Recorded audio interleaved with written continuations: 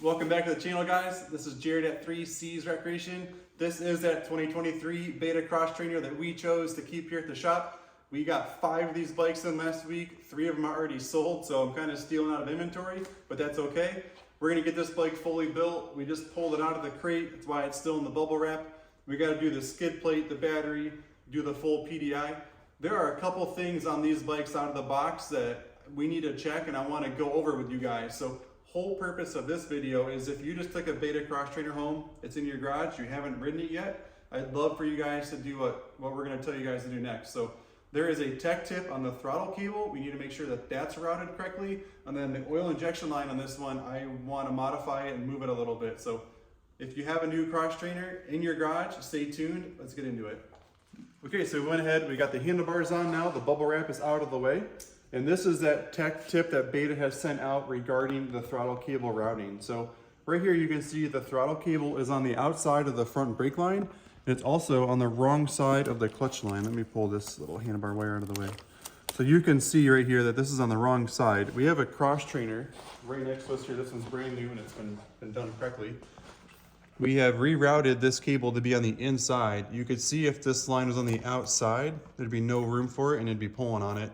And at the end of the day, we're shooting for this little cable to come right through that little pocket right there. So come back over to our cross trainer here. And it's really simple to do. I've already loosened up my front brake line. I'm gonna have to take this off here in a second to sneak it through. But to loosen the throttle, there's 2 8mm bolts. And before we do that, I want you guys to notice that there is currently free play in this throttle. If we pull on this whole throttle cable and housing, it can pull the throttle cable, the other end, up and out of its holder, and it'll essentially kind of have it at quarter throttle. So if we pull out on this, you know what I mean by that is there's 2 bolts here, so I'm going to pull out on them, and then right here, so if it came off easy, but if I were to pull on this pretty hard, right there, and see how there's 0 free play. So what just happened, come on down here, I'll show you guys. Come right here. So we pulled so hard, why don't you come in this view, Braxton, right there. You can see that the throttle cable here is out of its pocket. And if I had to push this back down inside of its brass holder, let me get this little boot out of the way, you guys can see it better. So you can see right here, there's this brass holder, and I pulled the cable. We gotta tuck the cable back down in, and put the boot back on just to keep the dirt out of it. So we go back over to the throttle. I just wanna take the time to show you guys this. So we now have throttle free play again because I pulled so hard it pulled it out. So with that being said, let's get this routed. So we're gonna tuck it up in here, and then now we gotta go through this one, but the clutch line is too tight. So I already kind of loosened this quite a bit just to make the video go quicker here. So if I take this, set that there for a second. I'm gonna move this out of the way and route this through here again. So I'll show you guys here in a second what I just did. So what I just did is I just routed this on the inside of our clutch housing and on the inside of the brake line. So I can now take this up here, up on the handlebar. We'll throw it back through and we can retighten this. When you tighten this down, you want to make sure this isn't jammed all the way against the bar because it'll make your throttle tube stick as it's being pressed on the end of the handlebar there. So turn this to the on position. Oh, and there's a pocket right here. Let's show you guys this too. So if you guys do have your throttle housing off, you can see right here in your kill switch, it's kind of a cool little pocket, and that's where your throttle can sit in nice and neat. That way you know you have it lined up right. Don't reinstall your throttle down here. Make sure that it's up here like that. And we will tighten this down real quick, and then we'll talk about throttle free play. So when you do that, go ahead and grab this. Everything is loose the way it should be. And so now we're gonna check that throttle free play. You can see it's still here. So that means that my cable is still pushed down into the carburetor. And this is quite a bit of throttle free play. So what I like to do is back this nut off, and I'll spin this out a little bit. I don't like as much free play on my bikes, but the important thing to remember is that start the bike and go left or right with it. That way we know we didn't take too much free play out of the throttle. Because as the cable comes this way, it could be pulled a little bit more. If you take too much free play out of it, that could rev the bike. So that was the Beta tech tip on installing our throttle the right way. and let's move on to the next thing. With the throttle cable routed correctly behind the display, I'll attach a picture in here so you guys can see that better. The next step when I'm setting bikes up is to dielectric grease everything. So at your bike at home, take your headlight pod off, disconnect all your wires, and dielectric grease. It's really easy to do. It protects all your wires, keeps the water from getting in there and keeping it from getting corroded. So I just kind of smear all the plugs full. So we'll do each one individually and then we just plug them in. Just at home, take yours out one at a time, plug it back in, and then we got the headlight stuff here and the rest of the different wires that go down through the bike. So tech tip here, dielectric grease your bike at every connector. So we got the headlight all assembled, and so now the next thing we'll do is we'll come down this way, and I'm gonna show you guys oil injection. I think it's important to talk about this next. It might be hard to tell on the camera what's going on, but the oil injection line from your side, if you look through, you can see it's kind of rubbing on a couple different things in here. We don't want that. A little bit of a kink to it there as well. And probably the biggest issue I have is right here. It's rubbing on the shock. You can see right out of the crate there. Yeah, turn that a little bit more. And then try to focus right there. Right there. So there's where that oil injection line is rubbing there. And to pull, we want to pull some of this away from the outside of the bike and tuck it back in the airbox. So if you come over on my side of the bike, we are going to take the airbox off, or the cover off. And we're going to talk about the air filter here in a minute. That's going to be another tech tip. So I'm going to get this out of the way now. We'll set this down. And right here, you can see the hose. There's a lot of room in here. And so what we're going to do is we're going to suck a little bit more of this line back up in the airbox. So I'm just going to use my hands and my fingers and kind of pull it back up in. Hands are kind of greasy now that I just touched the air filter. And we're going to pull this line back in. And I'm going to keep inspecting it as I do this. Yeah, that made a huge difference. So now the line, go ahead and come back on the air side, Braxton, there. The line you can see is way away from the shock down here. There's no way that's going to come back and hit it. So that's where I'm happy with it there. And then up in the front, it's no longer kinked or going to touch any of the components up in the front. So this is a good sight. And then I also see a bubble in the line, which I'm really excited about. I think it's cool to have a bubble in the oil injection line. That way, whenever I start the bike for the first time, we can monitor that and make sure the oil injection is working. So there will be another tip about the gas here in a minute. So that is my oil injection line. I'm way happier with that. So now we'll get to the air filter. Okay, so we've got the oil injection line the way we want it. And as I was pulling this filter out, this is the first time I'd had a new cross trainer filter out. This is crazy. It's all blocked off. We've got 3 little holes here. Typically all we're going to do at this point is just grease the filter and put it back in. But I want to show you guys some differences. I just took a second and I pulled some stuff out of different bikes. So this is our last 2022 cross trainer. It's getting some springs and that bike's going home.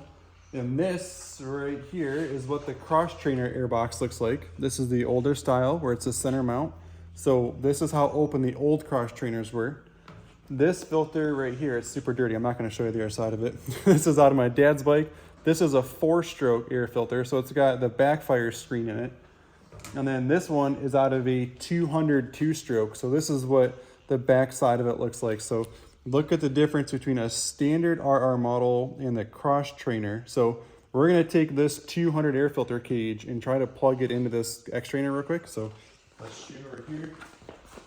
If this plugs in here, we're going to order a bunch of these cages, and when people buy cross trainers, so I'll just put the standard cage back in them. So there's that, and that'll be some of the stuff we do as we do tech tips on this bike. Sweet. So the cage is identical. I figured it was because all the airbox stuff is the same. Air filters are the same. So tech tip at home for you guys is I would highly recommend, and as we ride this bike more, we're going to order in a cage today for this bike to convert it to the standard thing. So I'm not going to oil the filter yet because I got to take it back out and change it, but tech tip at home for you guys with brand new bikes, doesn't matter if it's a cross trainer, RR, 4-stroke, 2-stroke, I would absolutely grease the back side of your air filter. So that's the next tech tip.